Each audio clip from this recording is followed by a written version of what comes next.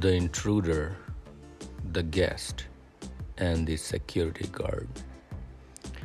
This is the story of an ancient Roman Empire, the story of Julius Caesar, the Caesar within us all.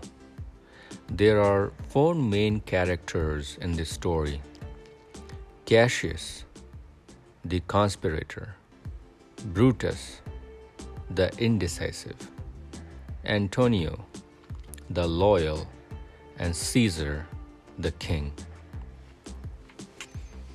Once upon a time, in the realm of prana, there was a universe called Prakriti, or nature. In Prakriti, there was a world of delusionary opposites called Maya. In Maya, there was a small kingdom called Jiva, or the biological body. This kingdom had four councilmen forming what we call the Sukshma and Karan Sharir, the subtle and the causal bodies. Subtle it may seem, but the effects are profound and long-lasting. The kingdom has various subjects working in concert with each other, or sometimes working against each other. Three characters make or break this kingdom: the intruder, the guest, and the security guard. Also, there's a king in this kingdom. Enter the intruder. His name is Cassius Sensorium, aka Indriya, always promising Preya pleasures. The intruder is shrewd and acts with surreptitious stealth. He tries to mingle with the masses, called Mahabhut and Doshas. He pretends to be innocent and harmless. Sometimes, Indriyas even claim to be the servant of the Mahabhuts and Doshas. It uses guile and deceit, slow, surreptitious moves to capture its prey, slowly but surely. It is a relentless predator. Every now and then, he makes the Mahabhut and the Doshas feel good, albeit only temporarily, because that is all it can deliver. It is like the camel who was allowed to share a blanket with its master, the Mahabhut. It was allowed to put one leg into the blanket out of pity to save the camel from the chilly cold winter. However, the camel gets greedy. It slowly pulled the second, then the third, and finally the fourth leg into the blanket to finally kick out its master in the cold, where the master died from chilblains, frostbites, hypothermia. This is a dangerous enemy within, an arch nemesis of the kingdom, weakening it from the inside. Enter the guest. His name is Brutus Mentorium, aka Mun. He is indecisive, finicky, and whimsical. He is not evil by nature. It's just that he does not belong to the kingdom. He just works here in our kingdom. He's from a foreign land, far, far away. However, he works as an ambassador for his own king in another land. And he does not work for our kingdom. He works in our kingdom. Also, he is very close to our king. Also, he is an acquaintance of the security guards who are not typically terribly fond of him. Everybody knows he lives in our kingdom. He is exotic and everybody loves him because he is charismatic. However, Mun also has a dark side. Brutus is a close companion of the intruder Cassius, the censorium, and sometimes gets overly influenced by the intruder censorium. One day, Cassius censorium, the intruder, tells Brutus mentorium, the Mun, "Hey, Brutus Mun, you and I are friends. You see, we are very similar. We both are from foreign lands. We can overtake this kingdom, and if we cook up a conspiracy strong enough, we will be rulers of this kingdom. But I need your help to overtake this kingdom.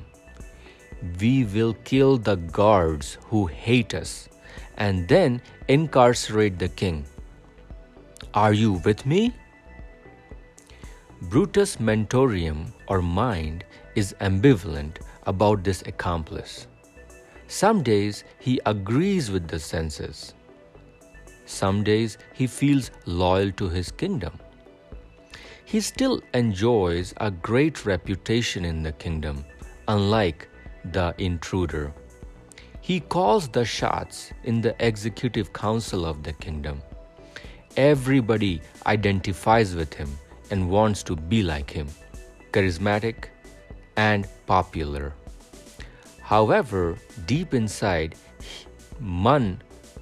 Brutus mentorium is tumultuous, turbulent, undecided, ambivalent, and a total terrible train wreck. Just keeps it together on the surface and goes on with his day. If senses dictate and mind obeys, this terrible duo will create a tempest in the garden of gods, the kingdom of Jiva. Malice, mayhem, Armageddon will take over. Someone needs to notify the security guard. Call the cops now. Enter the security guard. His name is Antonio Intellectio, aka Vivekananda Buddhi. He is born out of loyalty, grew with integrity, and matured with reason. He is a fire pit of Sankalp and Shraddha. Sankalp or intention to safeguard the state from treason, treachery, and blasphemy. Shraddha or faith that his kingdom will be preserved against all odds, in thick or thin. Unlike Cassius Censorium, he has no hidden agenda. Unlike Brutus Mentorium, he has no hidden agenda. He knows both Indriya and Man live in his kingdom. He is not happy about it, but rules are rules, one that the king makes, and he has not much say in it.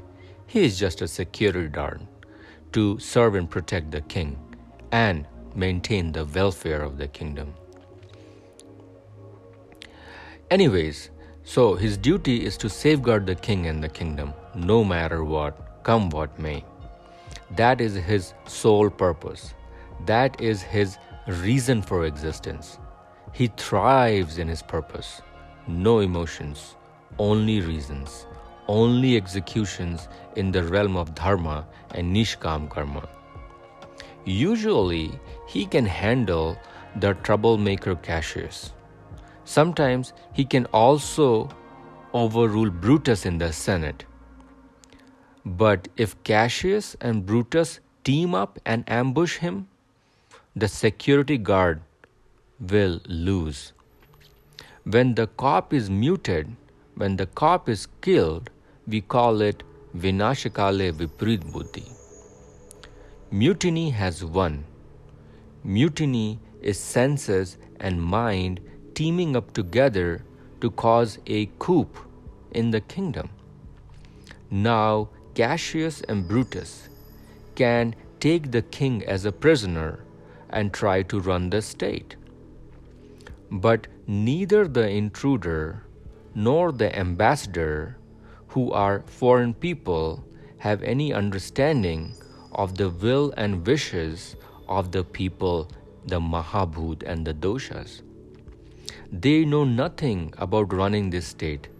They only knew to exploit and plunder. The whole kingdom is in shambles. The whole kingdom eventually collapses. The state is ruined. O my king, what have you done? Enter the king.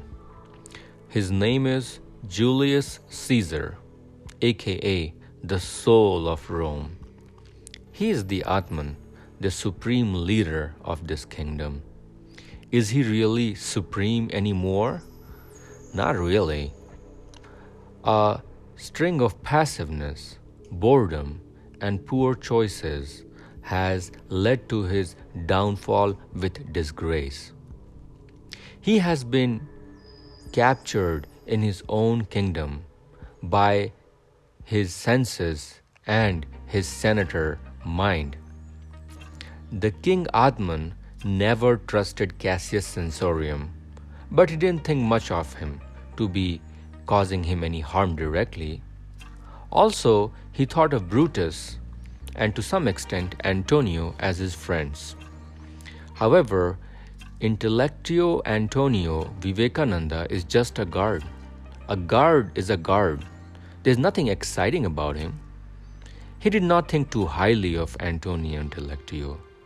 He was kind of infatuated by this exotic ambassador from a foreign land, whom he was always enamored by. He was totally into Brutus Mentorium, a secret admirer of Brutus Mentorium the Mun. And Brutus, along with Cassius, led to his downfall.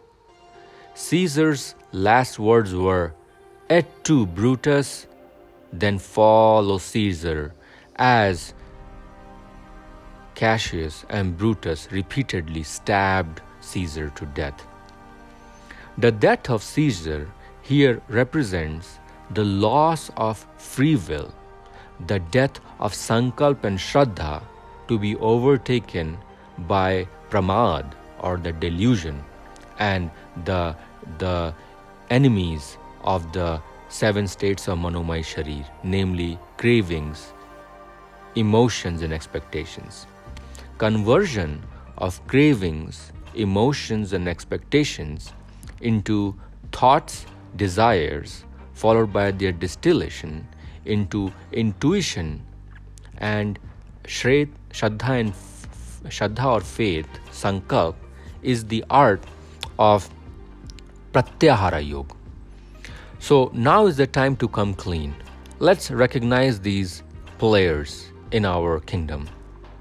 We are the king, the Atman, the emperor, the witnesser, and the enjoyer of this kingdom, called biological life. We are the commander-in-chief. Indriyani pranundeb paramana manasastu parabuddhayo buddhe partastu sa. Above the indriyas are the mind. Above the mind is the buddhi, and above the buddhi is the sa or the soul. That is the lineage in which the councilmen and the king have to operate.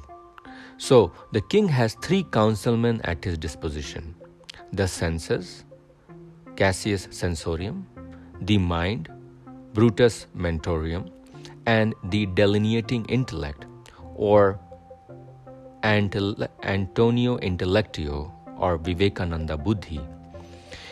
We don't have to follow every suggestion the lower councilmen like the Indriyas present to us.